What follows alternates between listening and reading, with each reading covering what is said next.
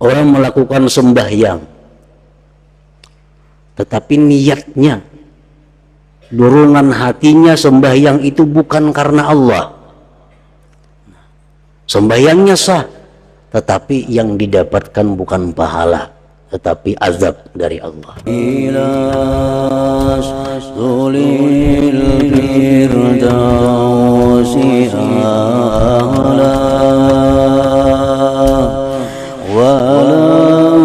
Bismillahirrahmanirrahim. Alhamdulillahilladzi akmala lana ad-dina wa atamma alaina an-ni'mah wa ja'ala ummatana walillahil hamdu khaira ummah. Ahmaduhu ala ni'amihil jammah. Ashhadu an la ilaha illallah wahdahu la syarika lah, syahadatan takunu liman i'tasama biha khaira ismah. Wa ashhadu anna sayyidana Muhammadan abduhu wa rasuluhu arsalahu lil alamin rahmah. Sallallahu alaihi wa ala alihi wa ashabihi salatan takunu lana nuran min kulli zulmah. Amma ba'd. Yang kita hormati dan kita cintai para habaib dan para alim ulama, para muhibbin, hadirin hadirat rahimakumullah. Puji syukur senantiasa kita haturkan kehadirat Allah Subhanahu wa ta'ala yang selalu memberikan kita kesempatan, memberikan kita taufik hidayah sehingga kita selalu bisa berbakti dan taat kepadanya. Salawat dan salam kita haturkan kepada junjungan kita Nabi besar Muhammad sallallahu alaihi wasallam dan juga kepada seluruh keluarga, para sahabat, zuriat dan pengikut beliau. Para muhibbin rahimakumullah. Rasulullah sallallahu alaihi wasallam bersabda, "Man hafiza ala ummati arba'ina hadisan min amri diniha ba'athahu Allah yaumal qiyamah fi zumratil fuqaha wal ulama." Wa fi riwayat, "Wa kuntu lahu yaumal qiyamati syafi'aw wa syahida." Wa fi riwayat, "Qila lahu udkhul min ayyi abwabil jannati syi'ta." Yang artinya, barang siapa memelihara atas umatku 40 hadis daripada perkara agamanya. Maksudnya adalah barang siapa yang menghafal 40 hadis lalu disampaikannya itu 40 hadis kepada umat, atau barang siapa yang menghimpunkan di dalam satu catatan sebanyak 40 hadis lalu dia sampaikan kepada umat, maka Allah Subhanahu wa ta'ala pada hari kiamat nanti akan membangkitkan dia pada golongan ahli fikih dan ulama. Pada satu riwayat, adalah aku baginya, kata Rasulullah, memberikan syafaat dan menyaksikannya. Dan pada riwayat yang lain lagi dikatakan bagi dia, masuklah dari apa jua pintu surga yang kamu kehendaki. Para muhibbin rahimakumullah.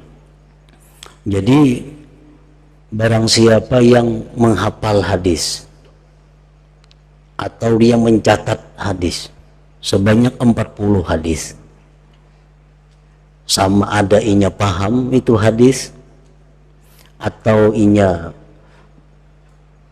bisa menjelaskan itu hadis atau kada disampaikannya kepada manusia, maka orang tersebut termasuk dalam golongan apa yang disampaikan oleh Rasulullah sallallahu alaihi wasallam tadi. Nah, oleh karena itu para ulama sejak abad pertama sampai sekarang. Mereka banyak yang menyusun 40 hadis dalam sebuah kitab dengan harapan agar masuk dalam golongan yang disabdakan Rasulullah Shallallahu Alaihi Wasallam tadi. Jadi mulai ulama dahulu sampai ulama sekarang ada yang melakukan hal yang demikian itu. Para muhibbin rahimakumullah, di antara ulama besar yang menghimpunkan 40 hadis itu adalah Al-Imam An-Nawawi, Yahya bin Syaraf. Seorang ulama besar yang bernama Yahya bin Syarafiddin yang masyhur dengan sebutan Imam Nawawi. Nah, beliau telah mengumpulkan 40 hadis dan masyhur dikenal dengan Arba'in Nawawiyah. Dari sekian banyak ulama yang mengumpulkan 40 hadis itu, maka kitab Arba'in Nawawiyah inilah yang paling terkenal, yang paling banyak dibaca orang di mana-mana. Karena hadis-hadis yang beliau kumpul di dalam 40 hadis itu mengandung berbagai macam hadis yang perlu diamalkan oleh seluruh kaum muslimin dan muslimat. Nah, oleh karena itu kita setelah membaca tafsir Al-Quran, maka kita sambung dengan membaca kitab Al-Arba'in Nawawiyah ini, yaitu 40 hadis yang dihimpunkan oleh Al-Imam An-Nawawi rahimahullahu ta'ala. Al-hadithul awwalu, hadis yang pertama, an Amiril Mukminin Abi Hafsin Umar bin Al-Khattab radhiyallahu anhu qala sami'tu Rasulullah sallallahu alaihi wasallam yaqul innamal a'malu binniyat wa innamal likulli imri'in ma nawa. Faman kanat hijratuhu ila Allah wa rasulih fa hijratuhu ila Allah wa rasulih wa man kanat hijratuhu lidunya yusibuha aw imra'atin yankihuha fa hijratuhu ila ma hajara ilaih. Rawahul Bukhari wa Muslim. Dari Amirul Mukminin Umar bin Khattab radhiyallahu anhu, beliau berkata, aku mendengar Rasulullah sallallahu alaihi wasallam bersabda, innamal a'malu binniyat, hanya saja amal perbuatan itu dengan niat. Kebanyakan dari para ulama menjelaskan bahwa amal perbuatan itu umumnya, kebanyakannya hanya sah apabila ada niat.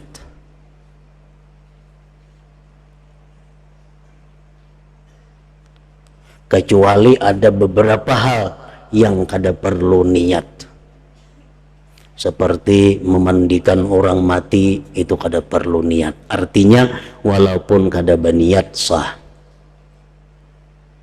Namun kebanyakan amal perbuatan itu tidak sah kecuali ada niatnya. Wa inna malikul limri'im manawa, dan hanya saja bagi tiap-tiap orang itu sesuatu yang dia niatkan. Setiap sah belum tentu berpahala. Setiap ibadah kita yang sah menurut hukum fikih belum tentu diterima Allah Subhanahu wa ta'ala. Kenapa? Karena tiap-tiap orang itu sesuai dengan apa yang ia niatkan. Jadi pengertian niat itu mengandung dua perkara. Pertama, menyengaja. Yang kedua, agar berpahala diperlukan motivasi atau dorongan yang baik. Jadi niat terdiri dari dua. Pertama ada kesengajaan, sengaja, sahjaku. Yang kedua, dorongannya apa? Karena kita berbuat sesuatu pasti ada yang mendorong. Pasti ada tujuannya. Nah, jadi niat itu himpunan dari dua hal. Pertama, kita menyengaja melakukan sesuatu dan terdorong oleh sesuatu apa. Bila dorongannya itu baik, maka kita akan mendapat kebaikan. Bila dorongan sesuatu itu jahat, kita akan mendapat balasan yang setimpal. Nah, itu dimaksud dengan likullim wa innama likullim ri'im ma nawa. Orang melakukan sembahyang, tetapi niatnya, dorongan hatinya sembahyang itu bukan karena Allah. Sembahyangnya sah, tetapi yang didapatkan bukan pahala, tetapi azab dari Allah. Bersedekah, tapi dorongannya bukan karena Allah. Sedekahnya sah, tetapi tidak mendapatkan pahala dari Allah Subhanahu wa ta'ala. Dia menuntut ilmu, sesuatu kebaikan, tapi kalau niatnya bukan karena Allah, maka tidak akan mendapat pahala apa-apa. Nah, wa innama likulli imri'in ma nawa, dan hanya saja bagi tiap-tiap orang sesuai dengan apa yang dia niatkan. Faman kanat hijratuhu ila Allah wa rasulih fa hijratuhu ila Allah wa rasulih. Barang siapa yang hijrah kepada Allah dan Rasul, maka balasannya itu nanti Allah yang akan membalas dan Rasulnya. Kita beribadah kepada Allah untuk mendapatkan keridhaan Allah dan Rasul, maka Allah dan Rasul akan membalas ibadah kita itu. Wa man kanat hijratuhu lidunya, barang siapa adalah hijrahnya karena dunia. Orang melakukan perjalanan haji, kan naik haji itu potongan kayak potongan akhirat, tetapi sebenarnya dorongannya adalah berusaha, dagang. Dia melakukan umrah, umrah itu ibadah, tetapi dorongannya dia umrah itu untuk usaha li dunia. Yusibuha, yang ia dapatkan dunia itu. Awimra'atin yankihuha, atau dia hijrah itu karena perempuan yang akan dia nikahi. Fahijratuhu ila ma hajara ilaih, maka hijrahnya itu orang adalah kepada apa yang dia niatkan itu. Orang berangkat menuju Mekah dengan tujuan umrah, dia dapat pahala umrah. Orang berangkat ke Mekah walaupun dia umrah tapi tujuannya usaha, dia akan hanya dapat usaha. Atau tujuannya karena hanya ingin mengawini perempuan, maka hanya itulah balasan yang didapatnya. Ini hadis riwayat Bukhari Muslim. Para muhibbin rahimakumullah, para ulama menyimpulkan bahwa ini hadis merupakan standar ukuran bagi baiknya sebuah amal. Fahaisu salahat salahal amal, wahaisu fasadat fasadal amal. Bila mana niat itu baik, amal pun akan baik. Bila mana niat itu rusak, maka amal pun akan ikut rusak. Nah, jadi niat itu adalah merupakan segala-galanya dalam amal ibadah kita kepada Allah Subhanahu wa ta'ala. Nah, para muhibbin rahimakumullah, Rasulullah sallallahu alaihi wasallam bersabda, niyatul mu'min ablagu min amali wa niyatul fajir syarrun min amali. Rawahu Abu Nuaim. Niat orang yang beriman itu lebih sampai daripada amalnya. Dan niat orang yang jahat, orang yang kafir lebih jahat dari amalnya.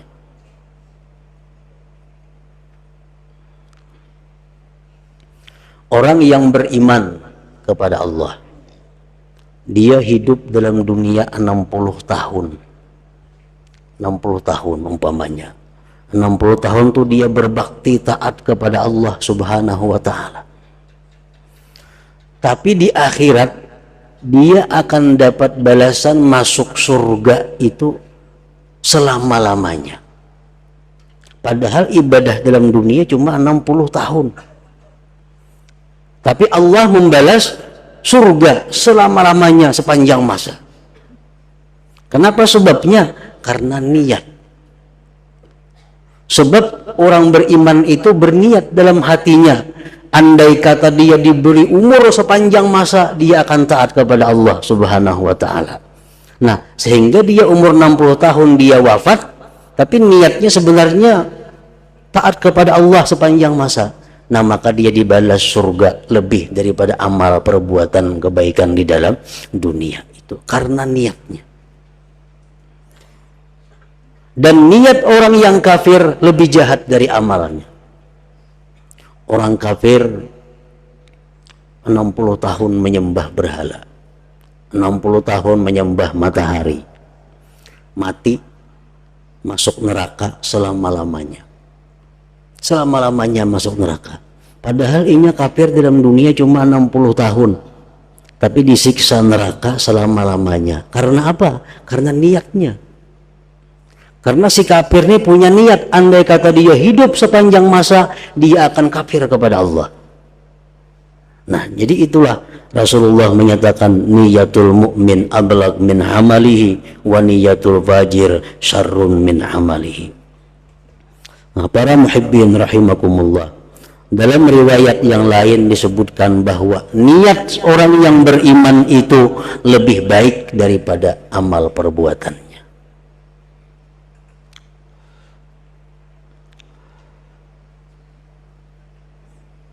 Antara lain lagi kebaikan niat itu, an-niyat tahtamilu ta'addud fil amalil wahid. Niat itu bisa banyak dalam satu perbuatan. Ini menunjukkan bahwa niat lebih baik dari perbuatan. Niat lebih utama daripada perbuatan. Sebab satu perbuatan bisa dimasuki berpuluh-puluh niat. Misalnya kalau julus fil masjid, duduk di masjid. Duduk di masjid itu bisa niatnya i'tikaf. Satu, dapat pahala. Yang kedua, niatnya lagi intizarus salat, menunggu sembahyang, dapat pahala lagi. Niatnya yang ketiga lagi imaratul masjid, menghidupkan masjid, dapat pahala 3. Yang keempat, hifdzul jawarih anil maksiat, memelihara anggota daripada maksiat. Karena diam di masjid terpelihara mata, telinga daripada yang diharamkan Allah. Nah, dapat pahala 4. Nah, di situ menunjukkan bahwa niat itu lebih baik, lebih utama daripada amal perbuatan.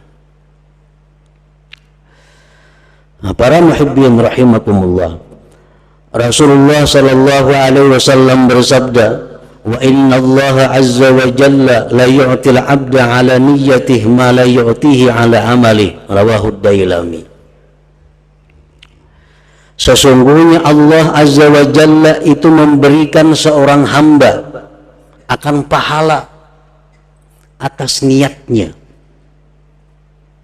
sesuatu yang dia tidak berikan atas amal perbuatannya.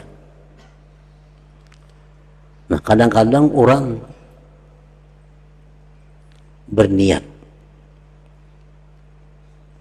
melakukan satu perbuatan, perbuatannya kada berpahala karena ada kesalahan itu ini macam-macam, tapi karena niatnya ada yang baik, maka niat itulah yang menguntungkan orang yang melakukan tersebut tadi. Nah, demikian pula halnya dengan kejahatan. Banyak orang yang tidak melakukan kejahatan, tetapi dia disiksa sebagai pelaku kejahatan karena niatnya yang jahat. Rasulullah SAW bersabda,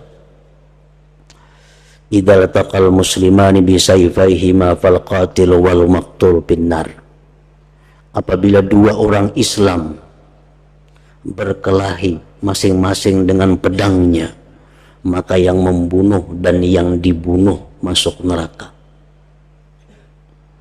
Sahabat berkata, "Wahai Rasulullah, kalau yang membunuh masuk neraka itu wajar, tapi yang dibunuh kenapa masuk neraka?"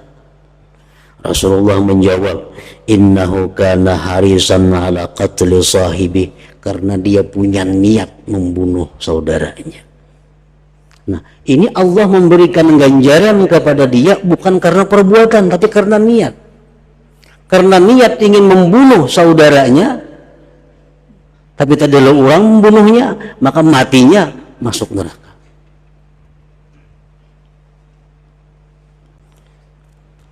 Rasulullah bersabda lagi, "Inna bil madinati la rijalan masirtum masiran wa laqata'tum wadiya illa syarikukum bil ajar habasahumul marad." Rawahu Muslim. Ujar Nabi kita dalam satu peperangan jauh dari Madinah. Ujar Nabi kita di Madinah itu ada beberapa orang yang mana dia tidak menjalani sebagaimana jalan kita ikut berperang, tapi dia bersama-sama kita dapat pahalanya.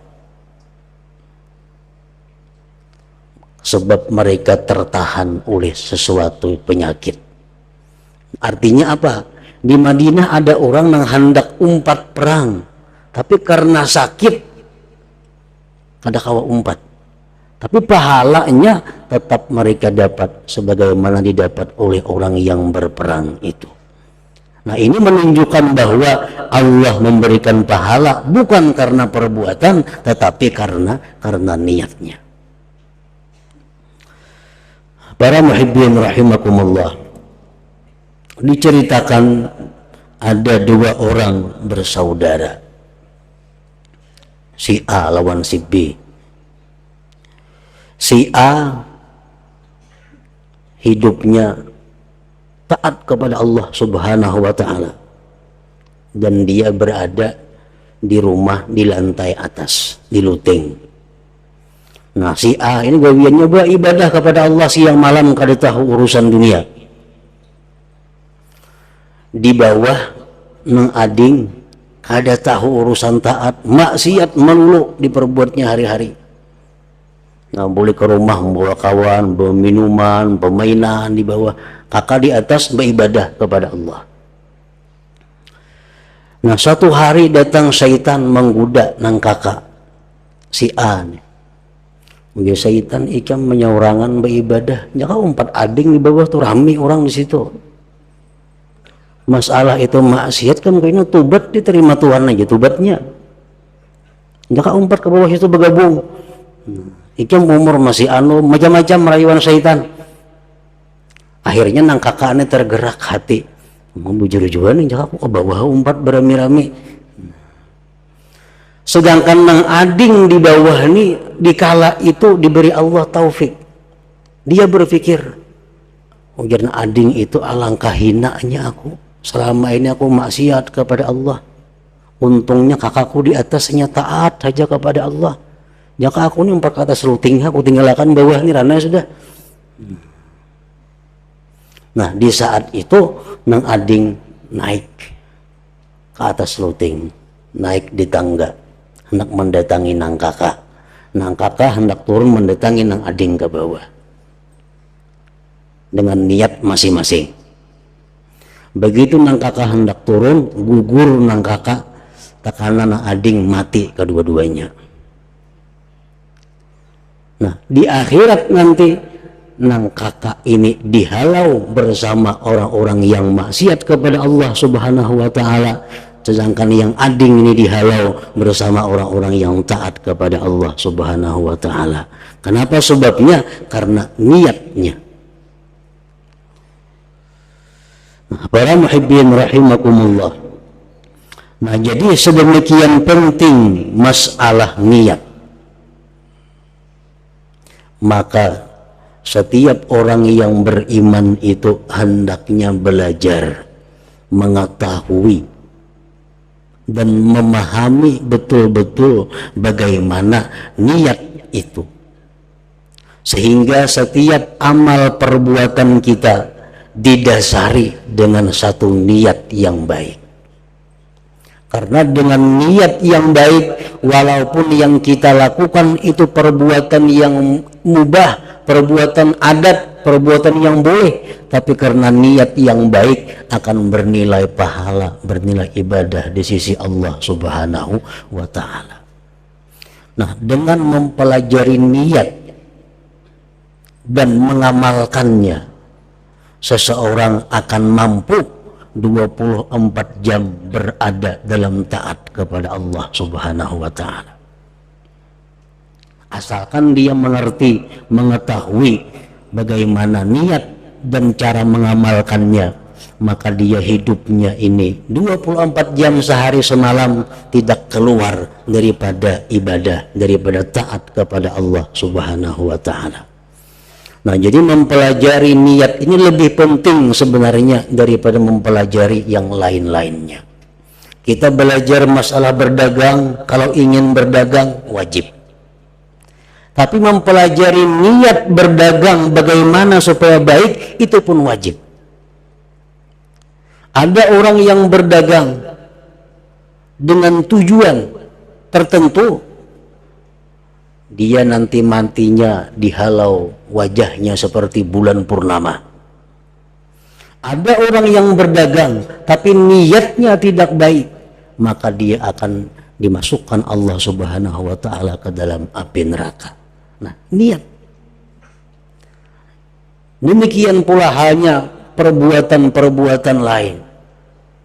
Hendak berdagang, hendak bertani, hendak kawin, mencari pasangan hidup, diperlukan niat.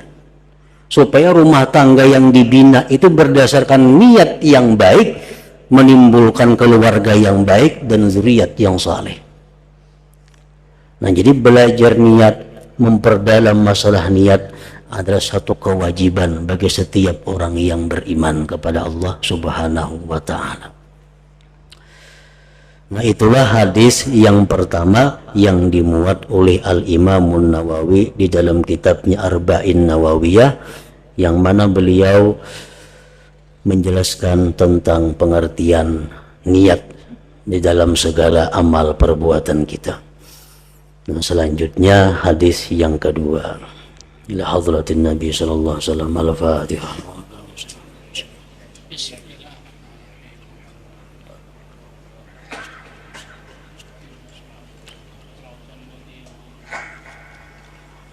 أشهد أن لا إله إلا الله وحده لا شريك له أشهد أن سيدنا محمدا عبده ورسوله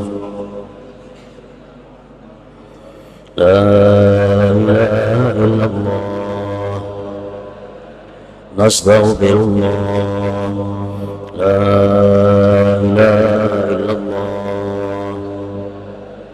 نستغفر الله لا إله إلا الله نستغفر الله لا إله إلا الله ونتوب إلى الله لا إله إلا الله محمد رسول الله صلى الله عليه وسلم ويا أيها الرجل منه شفاعة صلوا عليه وسلموا تسليما.